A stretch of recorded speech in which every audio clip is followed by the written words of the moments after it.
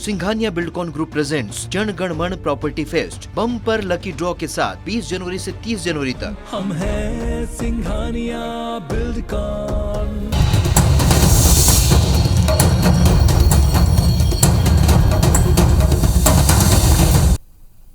नमस्कार, मैं हूं आकांक्षा और आप देख रहे हैं IBC 24 छत्तीसगढ़ से जुड़े हमारे इस खास बुलेटिन में आप सभी का स्वागत है। देखते हैं खबरें विस्तार से। मुख्यमंत्री भूपेश बघेल यूपी के आगरा और मेरठ में पार्टी के चुनावी कार्यक्रम के लिए रवाना हुए। पहले चरण में पश्चिमी यूपी में चुनाव है। उधर रवाना होने के पहले उन्होंने कहा कि बीजेपी धर्म और समाजवादी पार्टी जाति के आधार पर चुनाव लड़ रही है, लेकिन कांग्रेस पार्टी मुद्दों के आधार पर चुनाव लड़ रही है, जबकि कांग्रेस उत्तर प्रदेश में किसान, युवा और स्थानीय मुद्दों पर चुनाव लड़ रही है। साथ ही उन्होंने कांग्रेस छोड़कर बीजेपी में गए पूर्व केंद्रीय मंत्री और कांग्रेस के बड़े नेता RPN सिंह को शुभकामनाएं दी। साथ ही सीएम ने नया रायपुर के किसानों के मुद्दे पर कहा कि 3 मंत्रियों की जांच कमेटी बना दी गई है, जो इसकी जांच कर निर्णय करेगी। इसके साथ ही निर्णय लेने की भी बात उन्होंने कही। किसानों के लिए बातचीत के लिए दरवाजे हमेशा खुले हुए हैं, ये भी उन्होंने बयान दिया है। आगरा और मेरठ में पार्टी के चुनाव के कार्यक्रम में जा रहा हूँ। यहाँ लगातार 3 दिन का कार्यक्रम। यूपी में प्रथम द्वितीय चरण के चुनाव बड़े तेजी पे है, तो प्रथम चरण के जहाँ चुनाव हो रहे हैं वहाँ मैं जा रहा हूँ। मैंने आज ही 3 मंत्रियों की कमेटी बना दी है, जिसके सामने किसान अपनी बात रख सकते हैं, जिसमें प्रभारी मंत्री रवि चौबे जी, मोहम्मद अकबर जी और डॉक्टर C डहरिया जी, 3 मंत्रियों की कमेटी मैंने बनाई। छत्तीसगढ़ में बजट सत्र के बाद मंत्रिमंडल विस्तार हो सकता है। अल्प प्रवास पर बिलासपुर पहुंचे मुख्यमंत्री भूपेश बघेल ने बिलासा एयरपोर्ट पर इस बात के संकेत दिए हैं। इसके साथ ही सीएम ने यूपी चुनाव छत्तीसगढ़ मॉडल को फेल बताने और सांसदों के राजभवन जाने को लेकर बीजेपी पर जमकर निशाना साधा। उन्होंने कहा कि धान खरीदी, वनोपज खरीदी और धान बोनस के साथ ही गोधन न्याय योजना की चर्चा पूरे देश में हो रही है। देश के दूसरे प्रदेशों के किसान इसके लिए आंदोलन कर रहे हैं। इस तरह छत्तीसगढ़ के सफल मॉडल की चर्चा पूरे देश में हो रही है। मुख्यमंत्री ने रायपुर सांसद के फरार होने और दूसरे सांसदों के राजभवन जाने पर कहा कि उन्हें राजभवन की जगह कोर्ट जाना चाहिए। उन्होंने बताया कि उन्हें आगरा और मेरठ में चुनाव प्रचार की जिम्मेदारी मिली है, जिसके लिए वो यूपी जा रहे हैं। कोर्ट जाना चाहिए, राजभवन में क्या है? उनको तो कोर्ट में जाना चाहिए, प्रस्तुत हो जाना चाहिए। न्यायालय में जाने में क्या सब? छत्तीसगढ़ मॉडल फेल क्यों है? 2500 रुपये क्विंटल में धान बिक रहा है कि नहीं बिक रहा है? आज हम 9000 रुपया प्रति एकड़ के हिसाब से दे रहे हैं, समर्थन उन्हें खरीदी कर रहे हैं। सबसे सफल मॉडल है। छत्तीसगढ़ सरकार के डिपॉजिट पत्र जारी किए जाने को लेकर मुख्यमंत्री भूपेश बघेल और पूर्व सीएम रमन सिंह के बीच ट्विटर वॉर देखने को मिला। रमन सिंह ने हाल ही में राज्य सरकार की ओर से कई निगम मंडलों में इमरजेंसी के लिए जमा राशि को सरकार के डिपॉजिट में जमा करने के पत्र को पोस्ट करते हुए लिखा कि राज्य सरकार के पास पैसे नहीं है। 3 साल में 51,000 करोड़ रुपए से अधिक का कर्ज, फिर भी ये स्थिति। रमन सिंह के इस ट्वीट पर मुख्यमंत्री भूपेश बघेल ने पलटवार किया।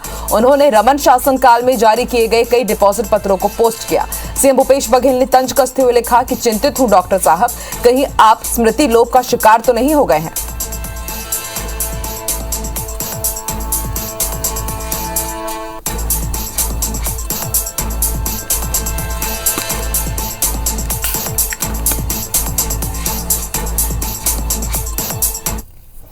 राजनांदगांव सांसद संतोष पांडे और पूर्व सांसद अभिषेक सिंह समेत कई भाजपा नेताओं कार्यकर्ताओं पर कवर्धा थाने में दर्ज प्रकरण की जांच कर समाप्त करने की मांग को लेकर भाजपा सांसदों का एक प्रतिनिधिमंडल राज्यपाल अनुसुईया उइके से मिला।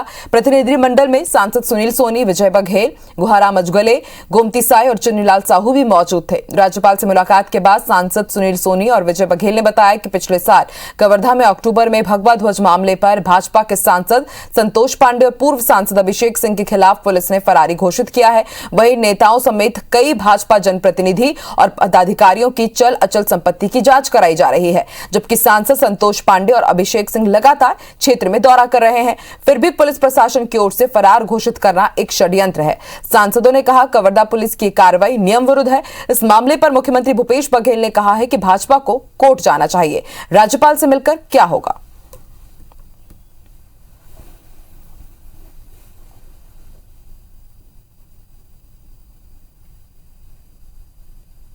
जिस प्रकार जनप्रतिनिधियों को आतंकित किया जा रहा है और संतोष पांडे जी जो वर्तमान में सांसद है उनके साथ में उनकी छवि खराब करने के लिए जो सरकार ने कृत्य किया है और फरार घोषित कर दिया और साथ में उनकी संपत्ति की जांच के आदेश दे दिए, तो ये आतंकित करना और धाराएं को बढ़ाकर आतंकित करने का जो काम कर रहे हैं, इसकी हम निंदा करते हैं।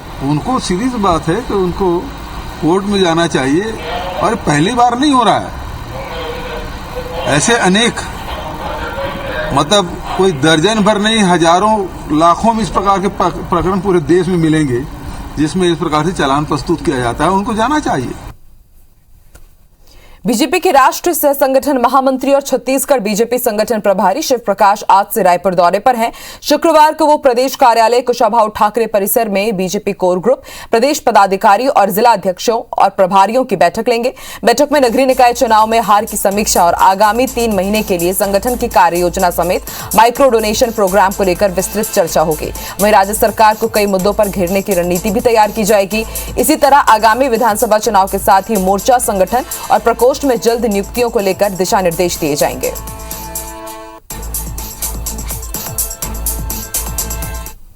आज कवर्धा में नेता प्रतिपक्ष धर्मलाल कौशिक एक दिवसीय दौरे पर रहे, जहां ग्राम कुसुमघट्टा में शिशु मंदिर स्कूल के लोकार्पण कार्यक्रम में वो शामिल हुए। मीडिया से चर्चा करते हुए उन्होंने कहा कि धान का उठाव नहीं होने से करोड़ों का धान खराब हो रहा है।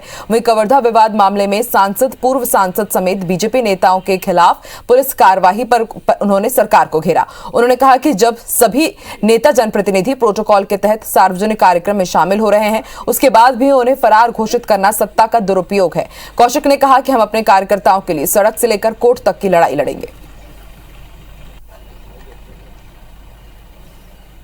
यहाँ के पुलिस वाले जो कार्रवाई किए हैं, तो कांग्रेस के कहने पर दुर्भावनावश जितने धारा लगाए गए हैं और साथ ही जिस प्रकार से उनको फरारी बता करके चालान पेश किया गया, कोर्ट में पेश किया गया है, मुझे लगता है कि ये तर्कसंगत नहीं है, उचित नहीं।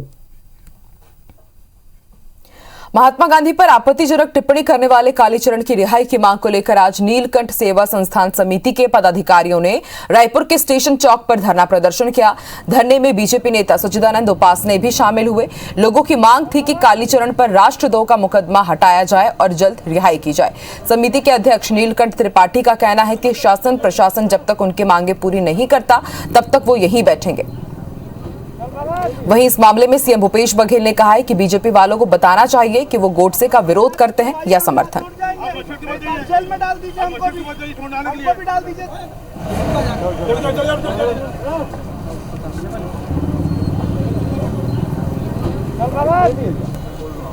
कालीचरण महाराज के ऊपर जो राष्ट्रद्रोह की धारा लगाई गई है, उसको उनके ऊपर से जल्द वो राष्ट्रद्रोह की धारा को हटाई जाए और तत्काल प्रभाव से रिहा किया जाए। धरना 2 घंटे का हमने दिया है। यदि इसके बाद भी शासन नहीं सुनती है तब हम निरंतर धरने में बैठेंगे। गोडसे के समर्थक हैं और गांधी जी के खिलाफ में बात करने वाले हैं, उसे जेल में रहना चाहिए कि नहीं रहना चाहिए?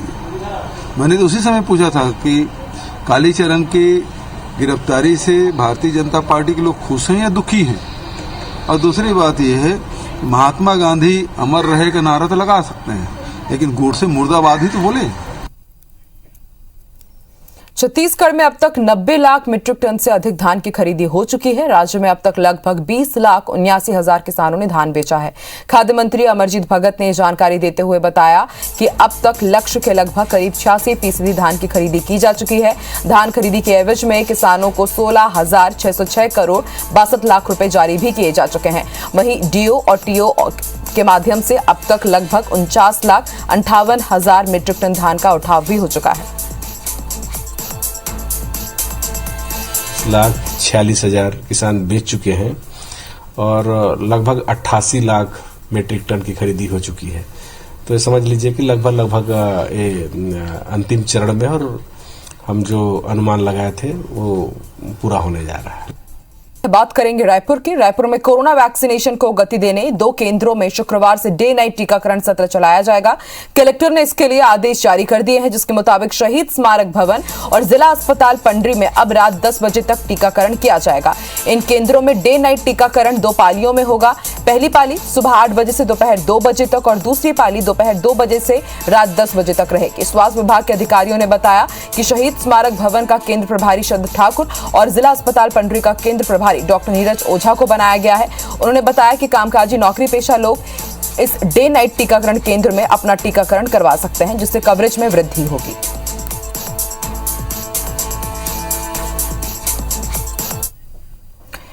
छत्तीसगढ़ विधानसभा के आगामी बजट सत्र में प्रश्नों की अब सूचनाएं ऑनलाइन ली जाएंगी। इसके लिए नया वेब एप्लीकेशन तैयार कराया जा रहा है, जिसके जरिए विधायक आसानी से ऑनलाइन प्रश्नों की सूचनाएं पेश कर सके। इसके लिए विधानसभा सचिवालय में शुक्रवार को ट्रेनिंग भी रखी गई, जिसमें विधायकों के साथ उनके निज सहायक भी मौजूद रहे। किसी वजह से अगर दोनों ही मौजूद नहीं रहते तो वर्चुअल भी ट्रेनिंग होगी और वो वर्चुअली भी इस ट्रेनिंग में शामिल हो सकते हैं। 20 जनवरी को सभी विभागों के लिए वेब एप्लीकेशन के जरिए जवाब भेजने के लिए संबंधी ट्रेनिंग भी आयोजित की गई थी। किसी को दिक्कत ना हो, इसके लिए एक डमी सत्र का भी आयोजन किया गया है।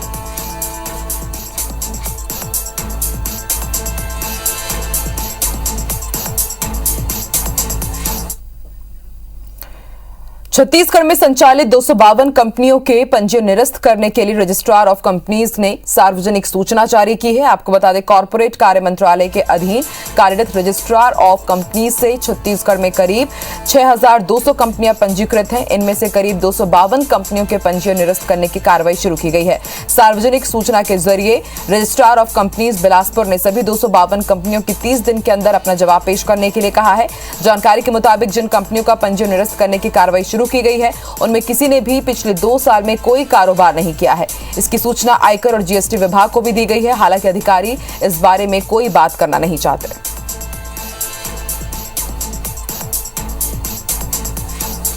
रायपुर में 5 जनवरी से लागू नाइट कर्फ्यू में खान पान से जुड़ी दुकानों को छूट दी गई है। रायपुर कलेक्टर ने व्यापारियों से चर्चा करने के बाद आदेश जारी कर दिया, जिसके मुताबिक अब जिले में hotel, restaurant, dhaba, bakery items, food court समेत खाद्य संबंधी सभी दुकानें रात 12 बजे तक खुली रहेंगी, जिसमें लोग होम डिलीवरी के अलावा डाइन इन की भी सुविधा ले सकेंगे। हालांकि कोरोना संक्रमण दर को देखते हुए जिले में दूसरे प्रतिबंध लागू रहेंगे, जिसमें स्कूल, आंगनबाड़ी केंद्र, लाइब्रेरी, स्विमिंग पूल, धरना प्रदर्शन, क्षमता से 1/3 उपस्थिति शामिल है। ये सभी नियम लागू रहेंगे।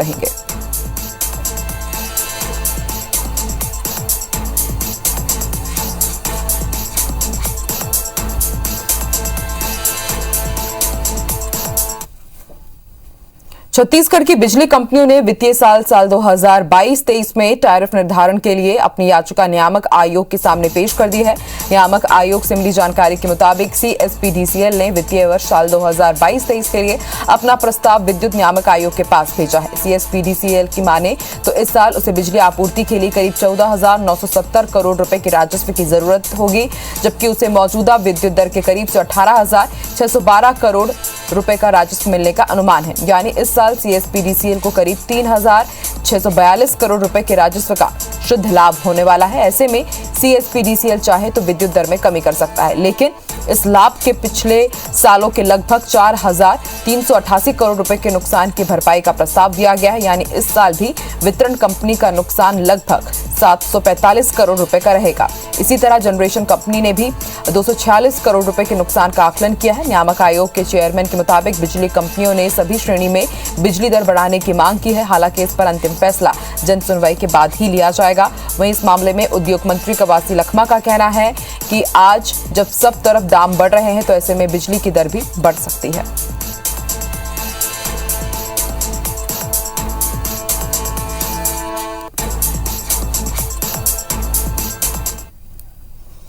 और हमारी छत्तीसगढ़ के आज के कोरोना अपडेट की। आज छत्तीसगढ़ में 4,645 नए मरीज मिले हैं, तो वहीं प्रदेश में आज 6,516 मरीज स्वस्थ भी हुए हैं। 43,754 टेस्ट कराए गए थे और उनमें यह आंकड़ा आया है। प्रदेश की पॉजिटिव दर 10.62% तक जा पहुंची है और 24 घंटे में 19 मरीजों की मौत हुई है। और अब कुल प्रदेश में एक्टिव केसेस की संख्या 27,000 को पार कर गई है। 27,290 एक्टिव केसेस हैं। जिलेवार मरीजों की संख्या की अगर बात की जाए तो रायपुर में 774, दुर्ग में 893, राजनांदगांव में 233 सबसे ज्यादा केसेस मिले हैं। छत्तीसगढ़ में पिछले 24 घंटे में 19 मरीजों की मौत हुई है। 4,000 के पार एक बार फिर से आंकड़ा आया है। एक्टिव केसेस 27,290 तक जा पहुंचे हैं। 4,645 केसेस आज मिले हैं छत्तीसगढ़ में।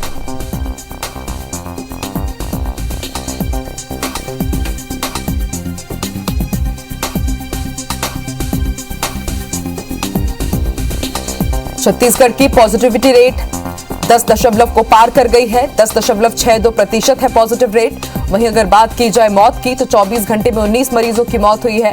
एक्टिव केसेस की संख्या 27,000 को पार कर गई है। जिलेवार अगर मरीजों की बात की जाए तो रायपुर में एक बार फिर से सर्वाधिक सबसे ज्यादा मामले आए हैं सामने।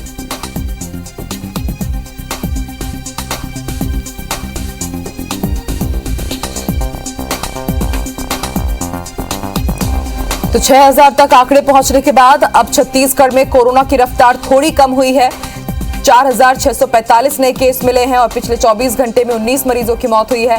एक्टिव केसेस की संख्या 27,000 को पार कर गई है। राहत की बात यह है कि जितने नए मरीज मिल रहे हैं उनसे ज्यादा मरीज ठीक होकर के अपने घर जा रहे हैं, उन्हें डिस्चार्ज किया जा रहा है। 6,000 से ज्यादा मरीजों को आज डिस्चार्ज किया गया है।